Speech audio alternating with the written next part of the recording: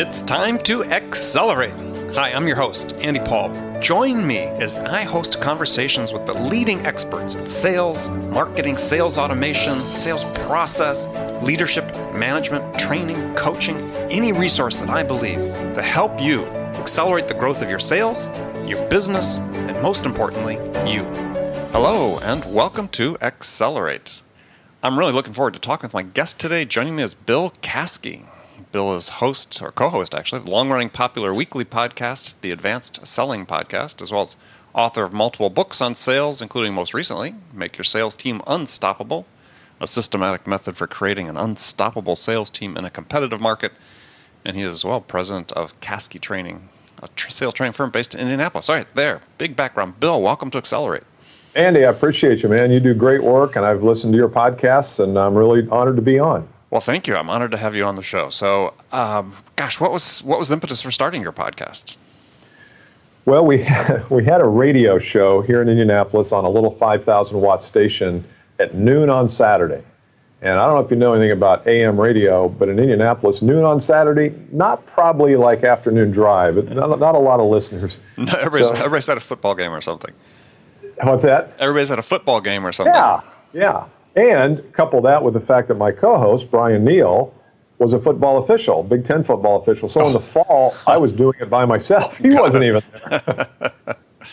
So we decided that, there's got to be a better way. We need to get this out. And that was about the time that it was internet audio at the time. Internet audio was interesting to us, and then podcasting and RSS feeds, which we could never figure out. But it's a lot easier now. And so we've been doing it for 10 years. This is our 10th anniversary. We've got 400 shows in the pipeline, in the archive, and we just love it. It gives us a chance to talk to people around the world and also listen to people. We get a lot of emails, a lot of voicemails, so it's really been a great experience.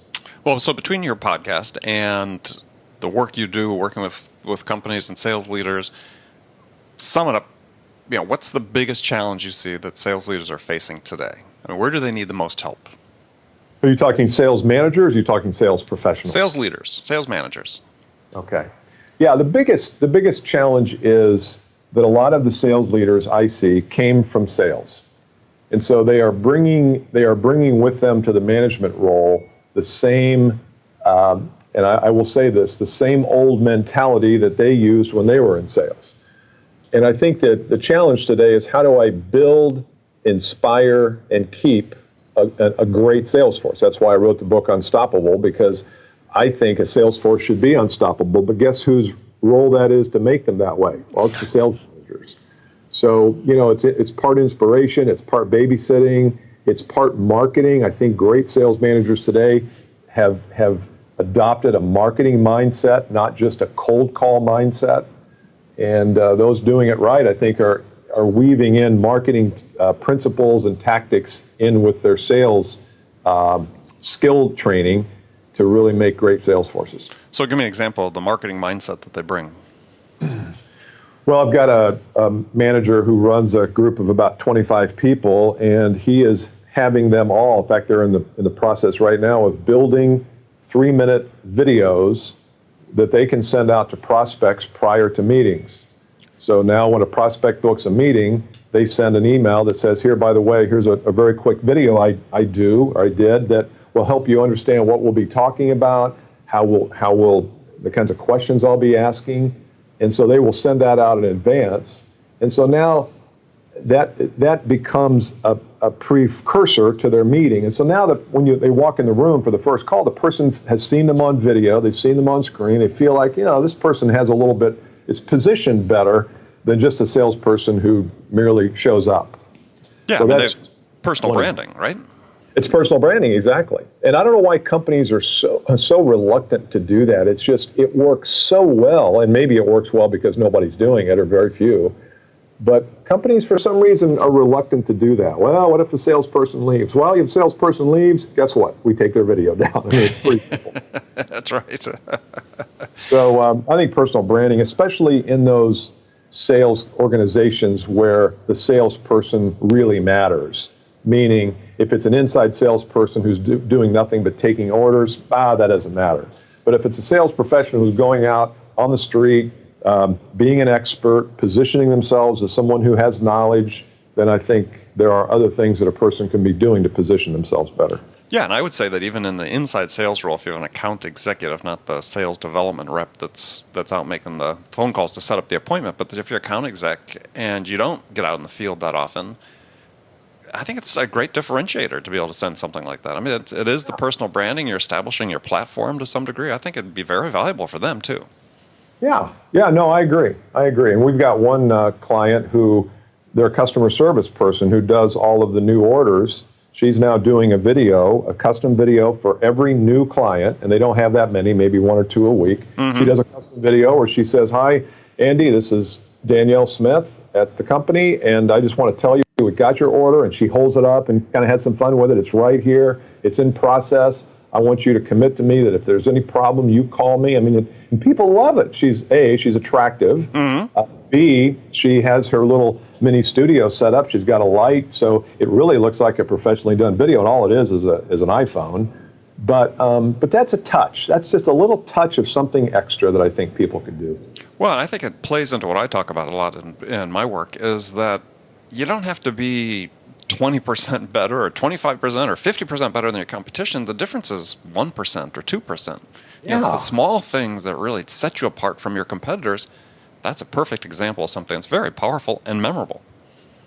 Yeah, we always talk about how, we're customer service oriented and we love our customers and we want to serve our customers, and yet I don't see that playing out so much. I hear us talking, I don't mean us like you and I, but I hear companies talking about that. But then when you say, well, why don't we have a video that introduces the inside account manager who maybe they'll never meet?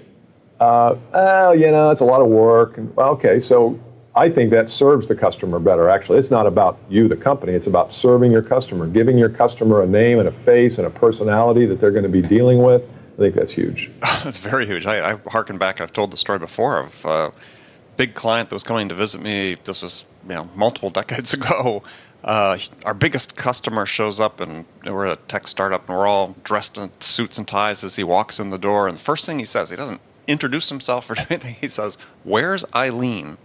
And we're sitting there with the CEO and myself, and we look around, look at each other, and "You mean Eileen in customer service?" He goes, "Yeah." And so we walk, and he follows us up the stairs, walk down the hallway to Eileen's cubicle, and he stops and he points to my CEO and points to Eileen and says, "This is why we buy from you." Wow, that is great. So they're just to supplement your story, that's the importance of having, if in the day, if we'd been able to do that video, it would have been even more powerful. But she was the reason people are buying from us. So you talked about problem with managers, newly promoted managers coming out of sales.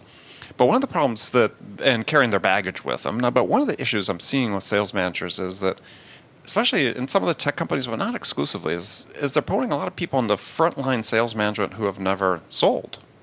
And so one of the problems we see is that in terms of coaching their people, they tend to focus more on the metrics than on the things that actually get the orders done. Huge problem. So how do you reconcile that with the companies you work with? Well, I think the idea here is that when we focus on outputs and not on inputs, we're focusing on things that are byproducts than things we can't control. So if I've got $1 million quota, and a lot of times I'm sure you run into it, you say, well, yeah, he did a business plan. Well, what was on his business plan? Well, his quota for this year. Well, what was the plan? Well, there was really no plan. It was just a number. Well, that's not a plan. And to me, that idea of what are the inputs? I even think that how a salesperson is inside their own skin is a part of the input. When they show up for a meeting, can they be present with another human being and be in the conversation and be curious and care, or do they only see that customer as a means to their end, which is a sale? And I know people will hear that and say, well, but companies run on numbers. Yeah, but I can cite many instances where if we pay attention to the inputs, the outputs rise dramatically. But when we don't pay attention to the inputs and all it is metrics and, well, what'd you do for me this quarter? People leave. People are tired of that. People don't want that. And I've got a manager I just talked to yesterday, a leader of a $50 million branch of a pretty good sized company. And man, to hear him talk it's like, I would love to work with this guy. This guy says, you know what, I pay attention to the numbers, but I pay more attention to the well-being of my people. And how are you feeling? How are you doing? What can I help you with? What are you struggling with? And I've talked to his people, and they're like, yep, that's all he focuses on. His sales grow 15% every year. Well, I bet there's other companies that are focused only on the 15% that could care less about the inputs that don't grow. Right.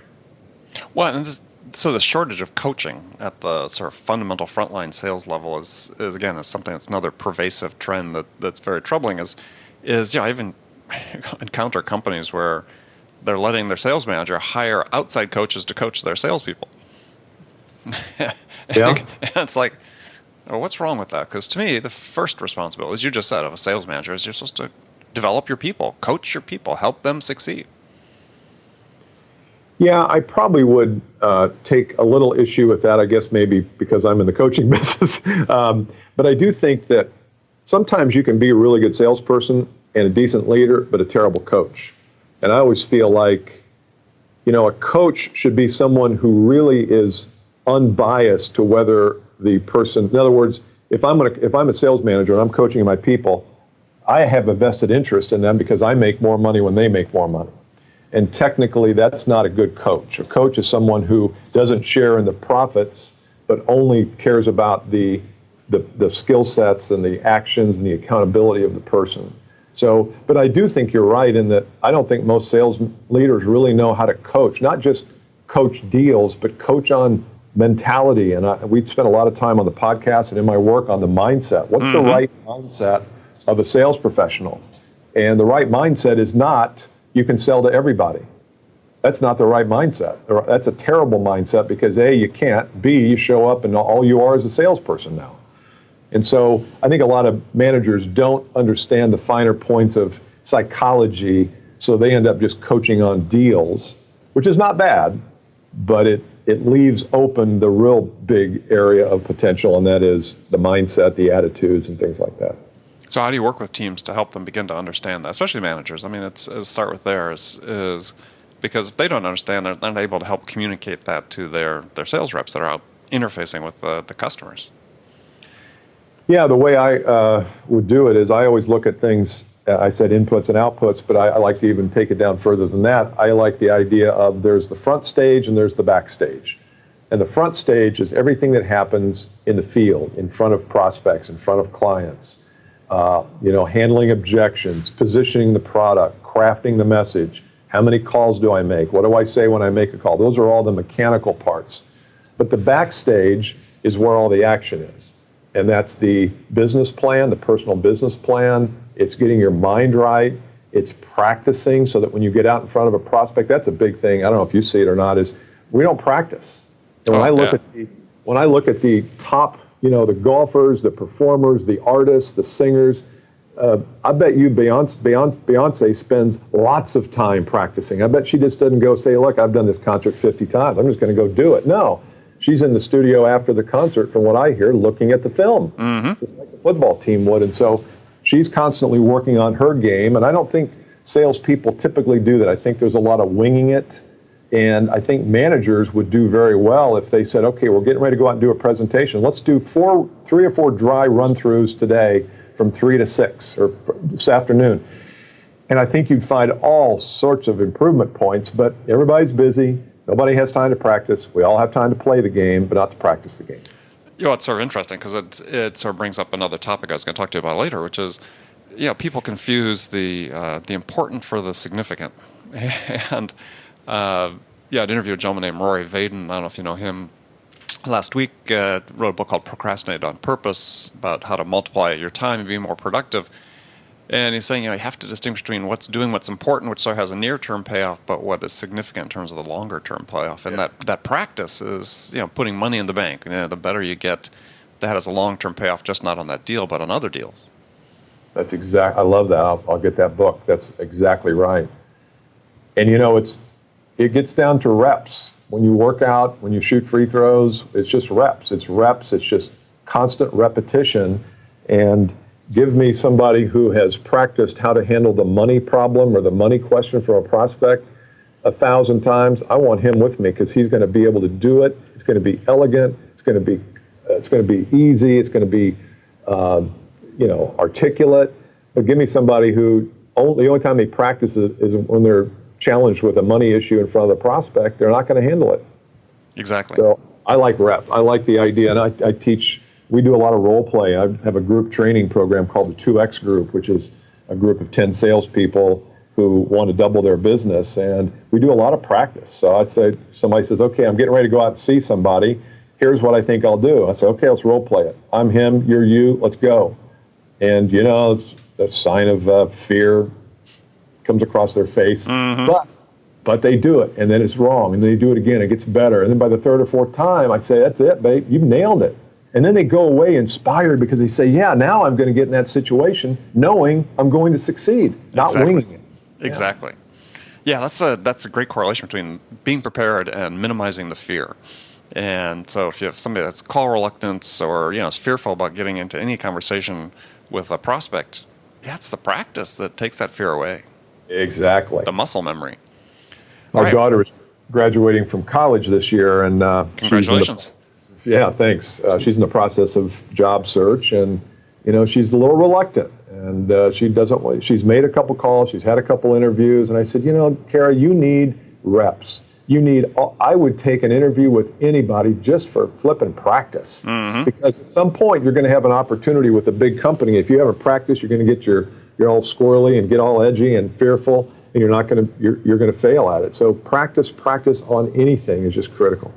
Excellent. So, Bill, I've got some standard questions I ask all my guests, and the first one is a hypothetical scenario. In this case, you've just been hired as the new sales leader at a company whose sales have stalled out, and CEO wants them turned around quickly. So what 2 things could you do the first week that would have the biggest impact? I would arrange a meeting with each of the salespeople and find out what their personal goals are and how them working here is serving them to achieve their personal goals. So that'd be the first thing, because I think a lot of times we shoot blind at that. We don't really know what each person wants to accomplish in their life. We think it's all about money, and rarely is it. And then the second thing I would do is I would have them sell me the product that they are selling in the field, and do mock practice calls, because I want to hear what they're saying. I want to hear their messaging. I want to hear how they say it. I want to hear how they ask questions. And I know that takes a lot of time, but you will learn so much about. And you'll come out of those meetings saying, "My gosh, no wonder we're struggling. We're not talking right about the product." Right. Those are the first 2 things I do. Excellent. Great answer. Okay. Got some rapid fire questions for you. Give me one-word answers, or you can elaborate. First Did you send me these in advance? Did you send me these in advance? No, I never do. I'm just kidding. So that would take all the fun out of it. So the first one is, when you, Bill Caskey, are out selling, what's your most powerful sales attribute? Detachment. I don't care. I don't care whether I sell it or not. I care about understanding the plight of the customer and of what they're going through and what they're trying to accomplish and their problems and frustrations in getting there. And I don't really care if they buy or not. Now, I don't mean that I don't care if they buy. I fully care. Right. No, I don't. If I care too much about me making the sale, I'm not really going to be listening to their issues. And so that's not a sales technique. It's just a way of being. I think the more detached you are, the better sales conversations you're going to have. And that's counterintuitive, because we've been taught to be eager, to be enthusiastic. I think that's crap. I agree. Who's your sales role model? You. Okay. You're invited back to the show. Well, so much for that question. Yeah. Sales role model. I work with some people who are, I work with a guy named Mike Williamson, who's with a company called Serona, and he's a VP of sales, but I watch him, how he interacts with his people. And, even if you're in sales leadership, you're still selling. You're still selling ideas. You're still selling them. Sometimes as a leader, you're selling them on themselves. Exactly. And I watch the way he works a room, and I watch the presence that he has when he sits there and talks to people. He's not looking at his phone or his watch or anybody else. He is totally engaged, and I think I think we miss that a lot. Sometimes I think selling is just really simple. Just go in and pay attention to the person and don't worry about whether you sell them or not. So he's my role model. Right, and listen without judgment. Yes. As you said, be detached. Listen without judgment. Yeah. All right, besides any of your own, what's one book every salesperson should read? One book every salesperson should read is on my bookshelf here, and it's called What to Do When It's Your Turn. And it's by Seth Godin. Yep. And I love everything Seth does, but it's a very unique book, and it's about you having to take responsibility for your future and not relying on the company or on your manager or on your peers. It's really a book on when it's your turn to excel, will you be ready? Love it. And I love that book. All right, last question for you. What music's on your playlist these days? Wow. Oh, I love the 70s. I love when I do Pandora, I always pick like Neil Diamond or the Four Tops or the Temptations. I loved soul music back in the 70s. And so I'd say probably Al Green. Oh, yeah. All those kinds of early 70s soul, and then classic rock, and then the individual, Neil Diamond, Jim Croce, those guys. So I'm a relic. I'm a relic, Andy. Yeah, me too. Good stuff, though. Great stuff. Well, I want to thank you for being my guest today, Bill. So tell people how they can find out more about you. Yeah, best way, we have a podcast, as Andy referenced, but the best way to find out more about all the things we do, go to Bill Caskey, Caskey.com. It's a blog that I run, publish every week, and then also all the podcasts and free videos and all sorts of PDF downloads are there too. So I'd love to have some of your listeners come visit. I encourage them to do so. It's a great podcast and great resources on his website. So again, thanks for being on the show. Thanks, Andy. And remember, friends, make it a part of your day every day to deliberately learn something new to help you accelerate your success. And an easy way to do that is to make this podcast Accelerate a part of your daily routine, listening on your commute, in the gym, or as part of your morning sales meeting. That way you won't miss any of my conversations with top business experts like my guest today, Bill Caskey, who shared his expertise about how to accelerate the growth of your business. So thanks for joining me. Until next time, this is Andy Paul. Good selling, everyone. Thanks for listening to the show. If you like what you heard and want to make sure you don't miss any upcoming episodes, please subscribe to this podcast on iTunes or Stitcher.com. For more information about today's guest, visit my website at andypaul.com.